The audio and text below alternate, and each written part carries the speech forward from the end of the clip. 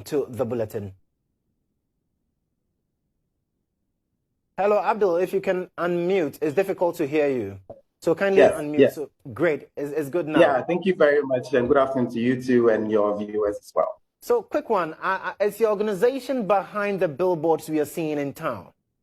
Yes, very much so. We did. And what's the rationale behind these billboards? Well, if you look at the billboards, we actually mounted 3 billboards, one in Accra, one in Kumasi, and then one in Tamale. Now, when you look at the messaging on the billboards, I don't know why the coalition and the MPs are agitating about it and all of that. But then the messaging is very clear. We are just putting out a message of solidarity and love to the Ghanaian community. So I don't know why they are so concentrated on something that is really not threatening at all.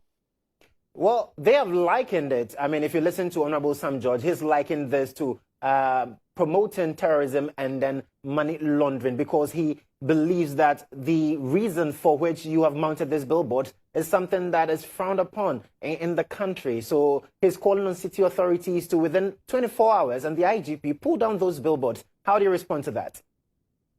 Well, you can also read. I'm pretty sure a lot of Ghanaians are literate enough to read what is on the billboard. And if it's very legal in any way, then we are actually open to legal actions. But I don't know why they are threatening the MCE, they are threatening the police, and they are giving them ultimatums of 24 hours. If they do believe that we've gone against the Constitution, then they should take us to court. That is what we want. They should take us to court. Then the court of the land would actually show if indeed we are doing something legal. But then you can read the message. The point of the billboard is the message, not the propaganda that the proponents of the bill are saying. And if they indeed care very much, we are open to sitting down with them for them to know exactly what we are for.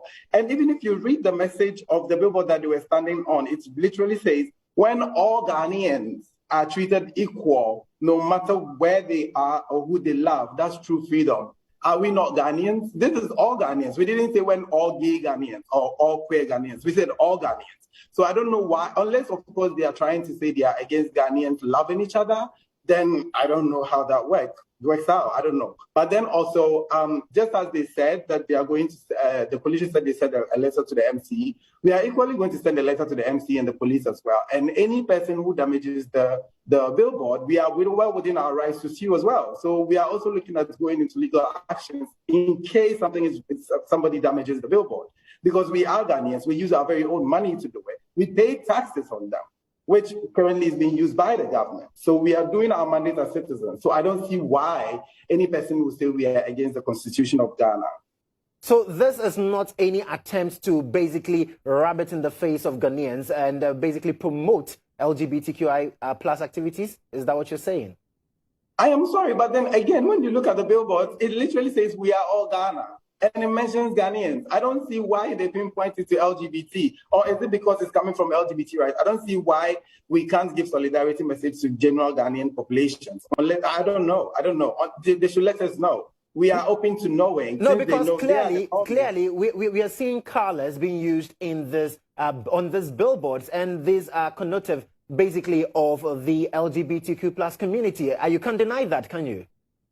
The very same coalition are saying the rainbow colors is from God himself. So are they now saying that the rainbow colors are not from God anymore? No, but you can't deny that that's what represents the LGBTQ plus community. But then also they are the same people who say it represents the mercies and glories of God. So we are glorifying God as well. We are not refusing the fact that we as LGBT Ghanaians deserve respect in the country that we were born in. The culture they keep talking about, we were groomed in the same culture. We were socialized in the same culture. So I don't see why they would say something like that. Like, why are you trying actively to sideline Ghanaians in the same Ghanaians? And of course, the colors, they are the same people with the churches who said it's from God. And we are using the same colors that is from God to glorify God and also to give Ghanaians solidarity messages. Or they are against God now? I just want to ask. I don't know. So as it stands now, there is a bill currently before Parliament, for which reason we have proponents like Sam George and Moses Fuamwenin the Member of Parliament for South Dine, all campaigning for that law to be promulgated to basically put a cap on the activities of LGBTQI plus people in the country. So isn't this in response to that, the bill before Parliament, and also a way of you making your point now that you've admitted that you are behind these billboards? Well, I would like to say that, of course, in the past few years, if you go through like the media archives from, the Ghanaian society, you would see that a lot of times Moses Famoyin has gone on a whole lot of rants about LGBT, spewing lies and all of that. And we've been seeing it. Like we just said that we are just living our lives normally. And then he goes around and spew all these lies and facts about, they are not facts, non-facts about queer people.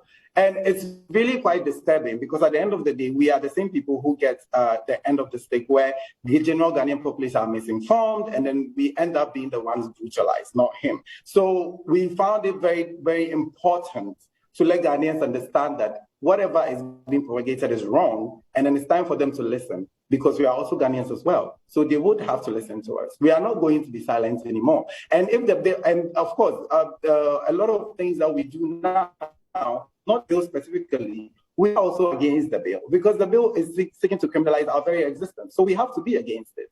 And the bill is actually against the Constitution because we are Ghanaians. And the Ghanaian Constitution affords us the right to live, the right to choice, the right to freedom, the right to associate. Unless, of course, they are telling us that our association poses a national threat to the Ghanaian community, then I don't know what it is. Because we've been existing for years with Ghanaians, and there hasn't been any threats. So what exactly are we doing that is of national importance and security that they would call an IGP? And even the billboard, I am so sorry. This is so performative of them. It's just a billboard. There are billboards for alcohol. There are billboards for condoms and all of that. And then there are the same persons who are against that because they said they are protecting children. But these same children see the billboards for alcohol. They see the billboards for condoms. What are they doing about those ones as well? So, Abdul, as it stands now, you say you're also going to write to the IGP and to the MCE against the pulling down of any of your billboards. We are also going to write a press release, just like we did last year about the closure. We are going to write a press release because we've seen that the coalition and the MPs have started spewing all the usual lies to Ghanaians as well. And then we will put out the press statement. We will send a letter to the NCE. We will send a letter to the IGP. And if he calls us to come and meet, we will go and meet him. But have you been heard by the committee in Parliament, the Constitutional, Legal and Parliamentary Affairs Committee so far? We sent in memos. We sent in memos from LGBT rights, and we weren't invited. We are still waiting for us to be called. The committee has not called you? Nobody's talking about it. No, we've not been invited to come and talk about the memos that we sent. For some reason, it has been silent on that. So I don't know. And that we actually did hear some rumors that some judge was saying that we have corrupted the chairman and everything. You can see it's on the records. We have not been invited. We've not been heard. So all these lies are just spewing. It's surprising to us. And we are waiting for the chairman to call us on our memo that we sent. Abdul, we're grateful for your time. That's Abdul Wadud Mohammed. He's Communications Director for the LGBTQI plus rights Ghana. Join us.